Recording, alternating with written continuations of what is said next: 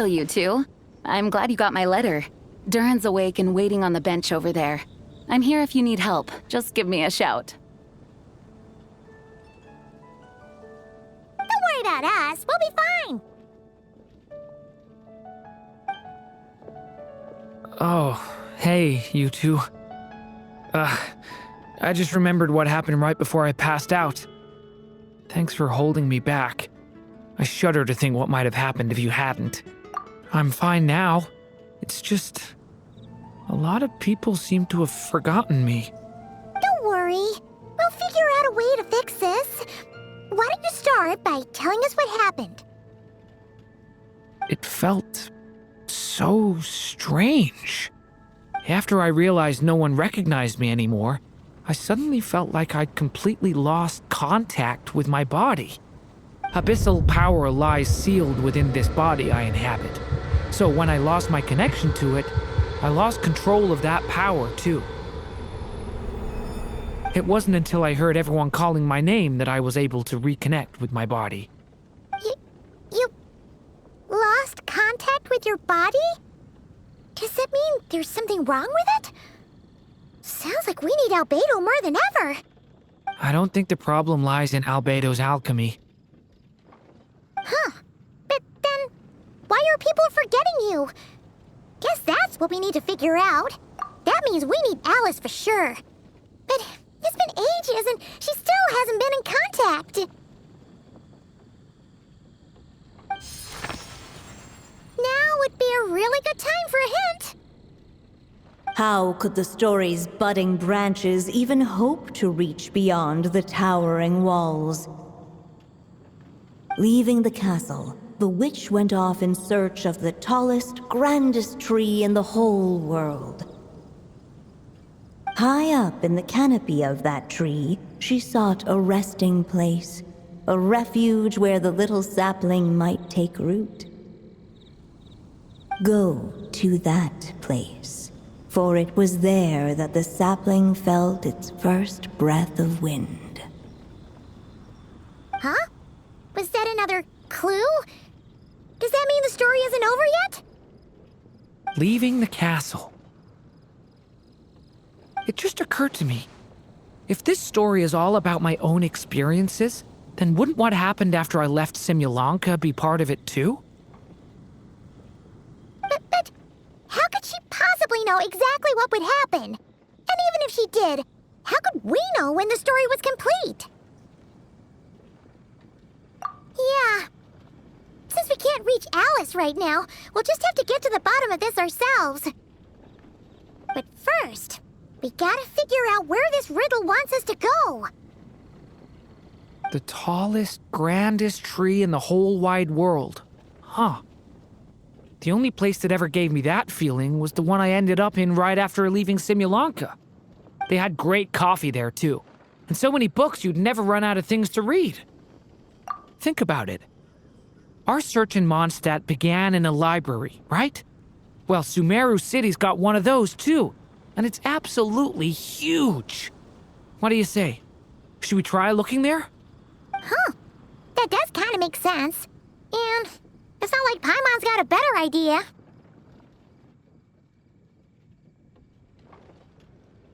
Alright, let's just give Jean and the others a heads up first. Well, it sounds like you've got a plan, so I won't interfere. All I ask is that you stay safe. Albedo won't be back for some time, and until he is, we can't know for sure how dangerous Durin might be in his current state. I'm so sorry about what happened before. Believe me, I'm not blaming you, and neither is anyone else here. If anything, it's the opposite. We're all just worried about you. Worried? About me? Come with me. I want to show you something. As soon as they heard you were awake, they all hurried over to see how you were doing. You all came to see me? A little birdie told me you're working on finishing a storybook. So maybe all those people losing their memories is just a plot twist, waiting to be resolved.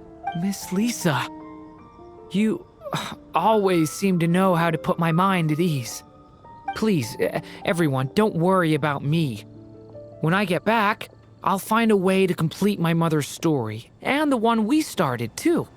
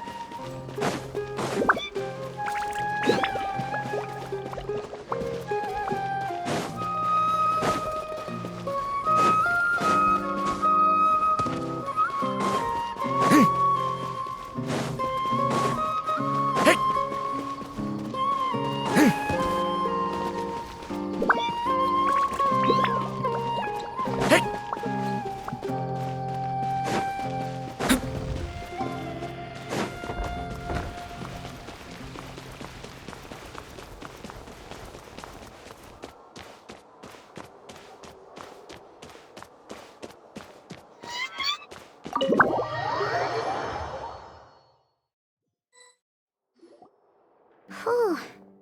After the library hunt in Mondstadt, it's not as if Paimon was expecting this to be easy. But this... yeah... this is something else. Where do we even begin? Even the clue this time seemed kind of cryptic. Yeah. Guess the best we can do is stay on the lookout for more weird things going on.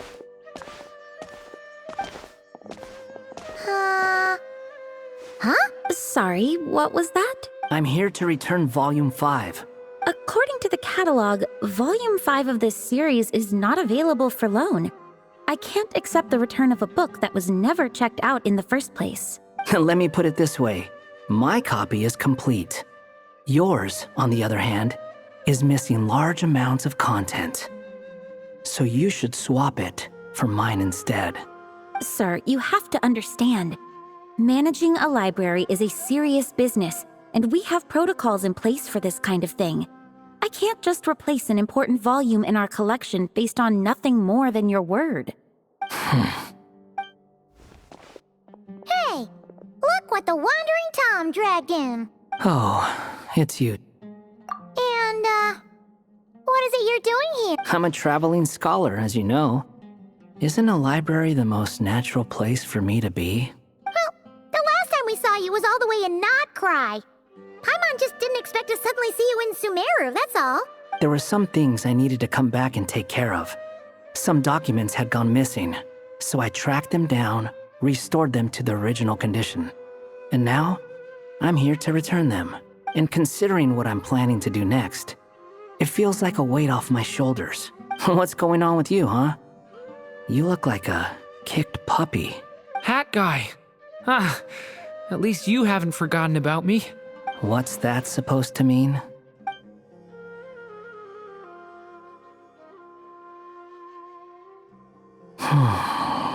So it's been getting worse. Sounds like you know something we don't. After he left Simulanka, he spent some time traveling Sumeru with me. I was working on several texts at the time, and I stumbled upon something strange.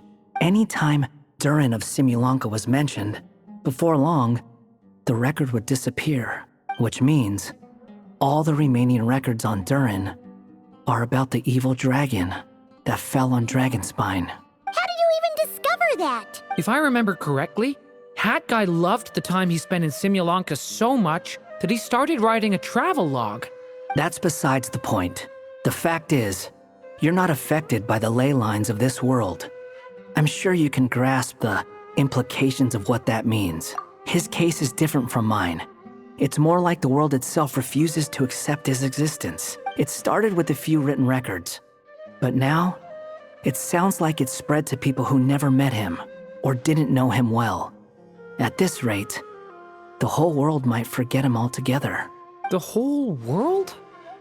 But that includes all my friends in Mondstadt, and even Hat Guy, too. So that's what you've been worried about all this time? Why didn't you just tell me? There are more important questions right now. Like figuring out how to fix this. That mage clearly cared a lot about her child. She left that book behind for a reason.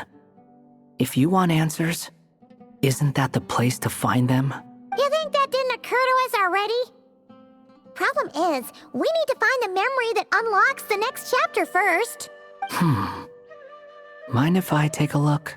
I just want to know what secrets this book is hiding. Besides, I've run into a bit of red tape, so I've got time. Of course. Be my guest. So, the memory we've been looking for was about you all along?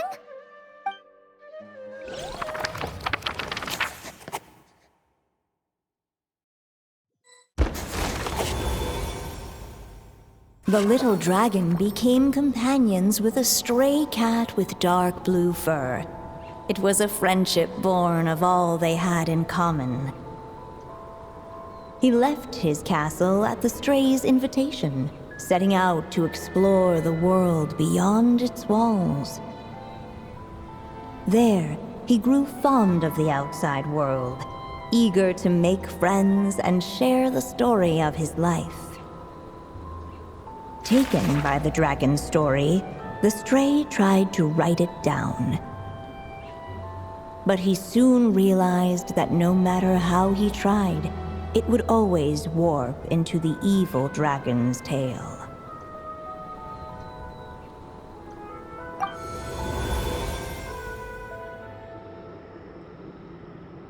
So, this is the world where this chapter takes place? Looks like we're at the top of some kind of gigantic tree. This one must be about what happened to me when I first arrived in Tevat. No wonder the memory that unlocked it was about Hat Guy. Most of my memories from that period were. Hold on. Anyone want to explain how I ended up looking like this? Maybe you've become a character in the story too. You see me as a stray cat? A wandering Tom, to be exact. You should count yourself lucky. Of all Durin's friends, your character is by far the most memorable. Maybe it's because I've known Hat Guy for longer, so my impression of him is more vivid than the others. Vivid? Then how come you haven't changed one bit? Guess that means the impression the traveler left was so vivid, it didn't need changing. Hello, everyone! Ready for today's adventure? It's the storybook, Durin. Oh. So you're not playing yourself in this one? Does that mean the two of you have even more memorable roles to play? Where are we going today, kitty cat? Whatever. Just follow me. Same as always. Okie dokie! Can we chat along the way? If you have something to say, just say it. Was that seriously how the two of you communicated when you first got here? Yep. Anyway, how do we get ourselves out of here? Usually, the narrator gives hints to help us figure out what to do. Speaking of which, about time we got some of those, don't you think? The story's vines had woven themselves together into a giant tree, the boughs of which a little storyless dragon now paced, homeless among its leaves. He had to find a way to leave this place and set off in search of a home of his own. If he stayed, the world would erase him from its memory altogether. To leave this place. But where am I supposed to go? The little dragon felt completely lost. Just like the vines, the road ahead branched off into different directions, twisting and turning before disappearing into the mist. But as luck would have it, a prophetess waited up ahead. Perhaps she might know where each path might take him.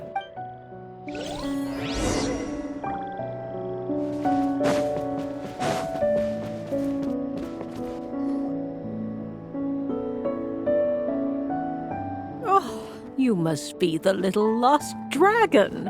It's true. My friends and I are lost. This meeting was no accident. The prophetess was in fact the seer witch, here to present her promised gift. The seer witch? Oh yeah! That's Mona's teacher, right? The old hag? Insolent child. I am the seer witch, your prophetess, not some old hag. Sorry! Now, little lost dragon, I have come to bestow the gift I once promised. A prophecy. A prophecy? Hear me now, for my prophecy is this.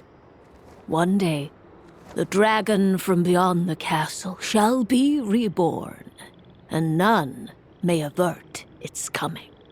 The wind took the prophecy and swept it off into the distance. And so, the little dragon was shown a path to wander. As far as I remember, once that alchemist from Mondstadt learned about the prophecy, he chose to stand with you against the evil dragon. So, what does any of this have to do with you being forgotten? Oh, wise witch of prophecy. Could we trouble you with another question? As enigmatic as she was elegant, the seer witch spoke no more, for her thoughts had long since returned to the starry firmament above. Ugh, just when we actually needed her. The seer witch was my mother's friend, so the prophecy she just gave should turn out to be helpful. Well, it's not like we've got better options. But if all we need to do is leave this place, which path should we take? Why don't we take a look around?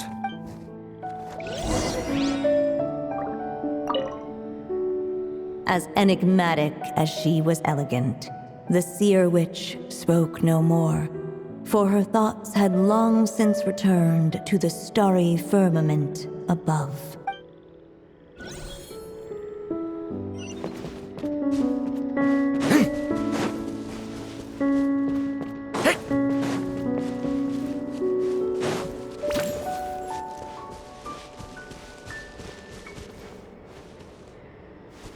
The wind kept blowing, but the little dragon had not yet resolved to follow it. Before him lay a foggy path, and where it might lead he could not tell.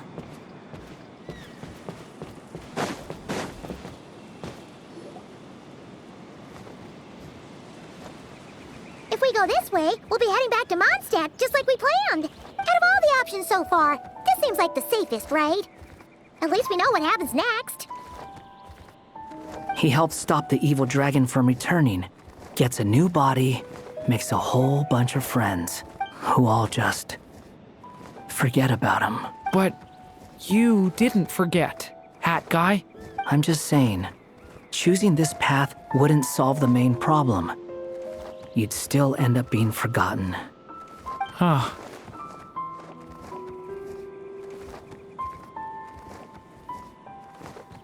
I'm not against choosing this path. I just wonder what secrets it might be hiding. Let me think about it.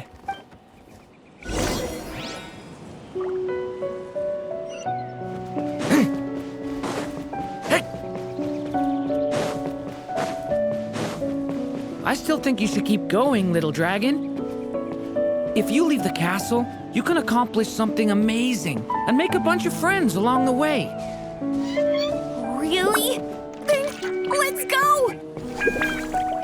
Unable to preserve his story, the little dragon wandered astray. Fortunately for him, a certain prophetess had left behind a prophecy to guide him. The wind took the prophecy and swept it off into the distance, and so the little dragon was shown a path to wander. Following the wind's guidance, the little dragon made his escape. In turn, the prophetess affirmed the little dragon's choice, leaving an extra secret as her parting gift. Now that you've made up your mind, I shall keep my promise by explaining Fate's little trick.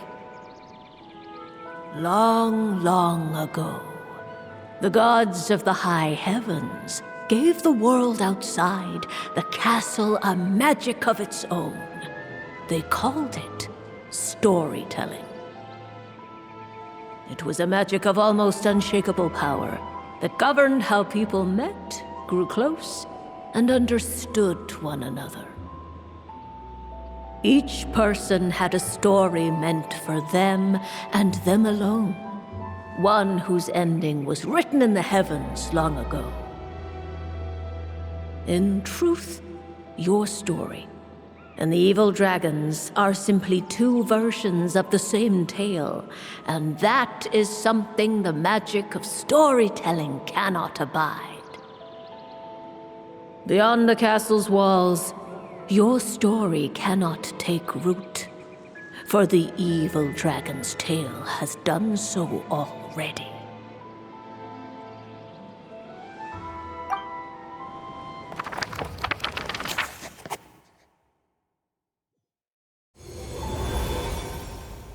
So, that was the secret? Huh. But, what does that mean? You still don't get it? Simulanka Durin and Tevat Durin share a special kind of connection. Their fates are mirror images of one another. While they were in two separate worlds, there may have been some mutual influence, but their fates were independent. But when Simulanka Durin came to Tevat, a version of his fate already existed there. So, how can two fates exist at the same time? The answer is, they can't. The rules of this world don't allow it. You can't return a book you never checked out in the first place. So, what's Durin supposed to do?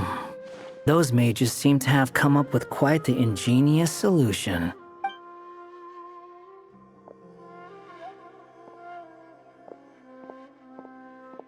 I'm here to make a return. As I said, there's no record of Volume 5 of this series ever being checked out. Then just think of this as Volume 6. Based on what I know, the author was planning on publishing another volume anyway.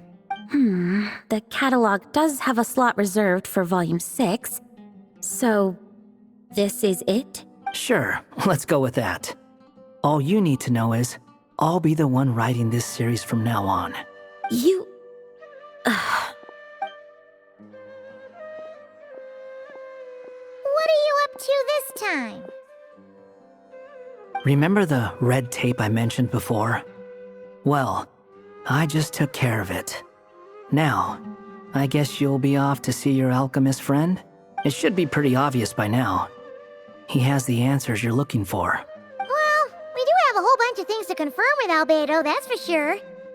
But didn't Jean say he'd be gone for quite a while? I'll join you. Just let me know when it's time to go. Hat guy? Don't sound so surprised. I'm part of this story too, aren't I? I'm just playing my role.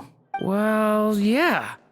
But it's not that. I just feel like you want to help, but something's holding you back. When I first realized you were being forgotten by the world, I thought it might be because you spent too much time with me. I even thought cutting our ties might be the only way to fix it. Why would you think that?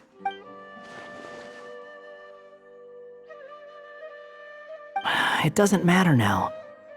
Judging from the answer this book has given us, I was probably overthinking it. Just as well. With the ley lines rejecting him like this, the people who still remember him are his only remaining connection to this place. If that last fragile tie was broken, who can say what devastation his unbound body might unleash? And to think I'm one of the people keeping you here, instrumental in helping change your fate. Can't say I saw it coming. Well, if it's good enough for Hat Guy, it's good enough for me. After all, he is about as odd as humans get. Excuse me? With some people, even if you try asking a simple question, they'll always give you a complicated answer. And the more you ask, the more complicated it gets. Truth is, Hat Guy's just that kind of guy. Whatever. All I needed was a yes or no, so we can quit it with all the back and forth.